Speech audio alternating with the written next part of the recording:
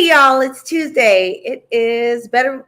I'm about to say better with Dr. Ericka night, but that's the podcast. We are on Growth Group with Dr. Ericka, and a welcome and happy Tuesday. You know what? I just realized I don't know what my audio is doing, so we're gonna just double check a couple settings because I feel like I was doing the most. Now we're going to really do the most. How about that? I'm so excited to be here with you. I'm a little bummed because my dad was visiting and we were literally just watching Obi-Wan. He hadn't seen the series. We are on the fifth one and he literally just walked out the door. So I'm trying not to be bummed and looked all pitiful for you. But if I start looking pitiful, it's just because my dad literally just left and I don't get to see him all the time. So welcome. You might be wondering, what are we talking about? Oh, that's not what we're talking about today. We're going to talk about 3 ways to use connection as a tool for hope. As you come in, do me a favor, just give me a hello. Let me know where you are watching from. You cool? You ready? So I have a couple things to say. Number 1, if you know someone that needs this, please share. Also, if you know someone that needs them, tag them. Sharing is caring. And the last thing, if you're watching it later, don't even worry about it. Just stick hashtag replay in there. If you don't know me, I am your host, Dr. Ericka, Harvard-trained, double board certified psychiatrist and host of the podcast Better with Dr. Ericka. I'm extremely passionate about helping people be better, do better, and live better. I do that through my adult telepsychiatry, my books including Fix Your Fairy Tale, A Woman's Guide to a Great Life, Love, and Legacy, my speaking, and that podcast that we just talked about, Better with Dr. Ericka. I do all of that to help busy people like you that give and give and give and show up for everyone. I do this to help put you back in your life because you know what? You deserve it. So you might be wondering, Dr. Ericka, why are we talking about it? Because today we're talking about these 3 ways to use connection as a tool for hope. Number 1 is we've been talking about this for a while. It seems like every time we turn around, something else happens to start draining your capacity. And lately, the news can be pretty tough. I recently went home. My mother's like a news junkie, so she watches MSNBC all day long. And literally, you're sitting there watching it, and it's the assault on reproductive rights, the January 6th hearings. There was a mass shooting in Highland Park at a parade this weekend. There was the murder of the gentleman in Akron, Ohio by the police. There's so much going on that a question I often get when I speak is, how can you still have hope? Because I recently was interviewed for the show Between Two Shades. And that question came up. How do you still have hope in the midst of all of these things? Because they can seem overwhelming and actually make people feel more hopeless, like things aren't going to get better. So I wanted to talk about some ways we can still find hope in the middle of this chaos, because I know every time we turn around, it seems like there's something new. Let me know, does it seem like there's something new to you all the time? And in the middle of this chaos, it seems like it just never seems to end lately. It's just been going and going and going. So one of the biggest tools that help us with positive energy is hope. And one of the reasons I want to talk about connection is one of the things you see often in mental health. And also July is BB Moore Campbell Minority Mental Health Awareness Month. You may also hear BIPOC Mental Health Awareness Month. And one of the things that happens with a lot of mental health issues, from bipolar disorder to depression to anxiety and PTSD, schizophrenia, even when people are just stressed and overwhelmed and don't meet criteria, is there ends up being a lot of social isolation. And one of the better 7 is support. Those 7 essential areas you need for that better life, is because that connectedness is so important. It helps fuel us.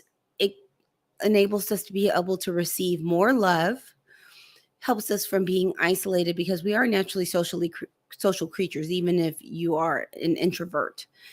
And it allows you to not feel alone and to feel supported. So I want to talk about 3 ways connection can help with hope. Are you ready? Let's do this. Number 1 is go old school. Snail mail is still out there. Send a letter, card, or postcard. The reason I wanted to mention this one is people don't always get that kind of stuff in the mail. Oftentimes we get bills, random mailers for things that we don't even use. You might get a Bed Bath and Beyond coupon. We're in the midst of a lot of elections, so a lot of election material. But a lot of times you'll look up and nothing's personal for you other than a bill. So that can help make people feel really good. And it's a nice way to connect and just let someone know that you're thinking about them. Number 2 is to call friends or family. So we talked about using snail mail. Now we're talking about using the phone either to do a voice call or to possibly even do a video call. The reason I said call, not text, is texting isn't as personal. It's not as the same type of connection as sometimes hearing a voice. And a lot of times when people are struggling or you just need some support or things just seem a little rough, that sometimes it's just nice to hear a voice of someone that cares about you. So that's why I said call. You're going to notice the trend. Number 3 is spend time with loved ones. So we had snail mail, calling, and now we have actual quality time. If you didn't know, my personal love language is quality time. So this one just makes me so happy. And there's something that can help you feel more hopeful if you're surrounded by love. And being able to do that time with someone in person, can you give you some of that love back? Because really, what we're looking at all 3 of these is deposits into your love bucket. So adding more love in, because all of the stress outside, it's almost like it's pulling love out. So we need to refill the love. Now, the thing is with all of these, especially number 2 and number 3, it's very important to be intentional. We're all busy people. You're adults, you're busy. And sometimes calling people or seeing people, if they're not ones in your household, takes intention because it's easy to get caught up in everything. So I want you to start intentionally connecting with others as a tool for hope. So quick updates. If you are watching this now, you missed the beginning, still put a hashtag replay in there, but you can always go back and listen to the beginning. If you know someone that needs this, please tag them. Also, you can share. Sharing is caring. We're going to wrap this up. I'm going to go back through and then we are going to get you out of here. So tonight we're talking about 3 ways to use connection as a tool of hope, because we're in a time where there's so much going on between the mass shootings, the racial injustice, police violence, pandemic, reproductive rights being overturned. It's just so many things that I want you to have some ways to find hope. Oh, and also the January 6th hearings, to find hope in the middle of all of this chaos that can weigh you down and make you feel hopeless. And we're talking about how connection is a good tool for hope. And there are 3 ways we're talking about using it. Snail mail, send a card, letter, or postcard. Go old school. Just let someone know they were worth you taking this time. Number 2, call them. There's something about hearing a voice that's different than sending a text and feels more intentional. And a lot of times feels a little bit more loving, like you were more intentional and took more time out. Even if it's a quick 5-minute call just to say, hey, I was thinking about you, miss you, how are you doing? It means a lot. And all of these, one of the reasons this connection is important is it helps you demonstrate to others that you value them and they fill your love bucket, because when you are having the space together and holding space together, they're demonstrating that they love and value you. The 3rd is in person, so spending time with loved ones. So you got it? Snail mail, call, spend time.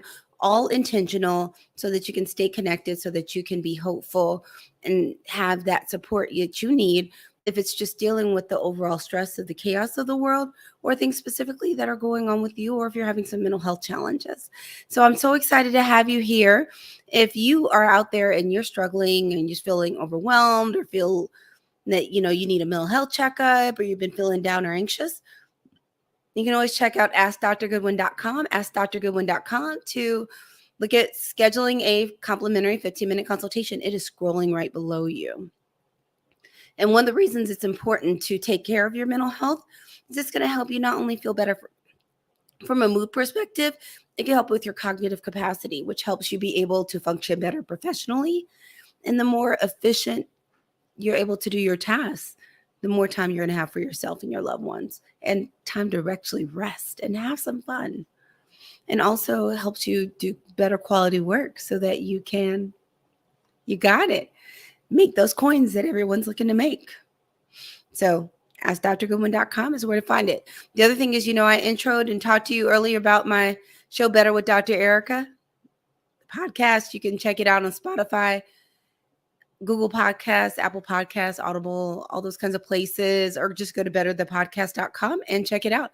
I would love for you to check out what's going on. The episode that released today is about keys to wellness, and it features Dr. Jada Moore Ruffin. You want to check that out. Those are so important given the stress that everyone is under right now.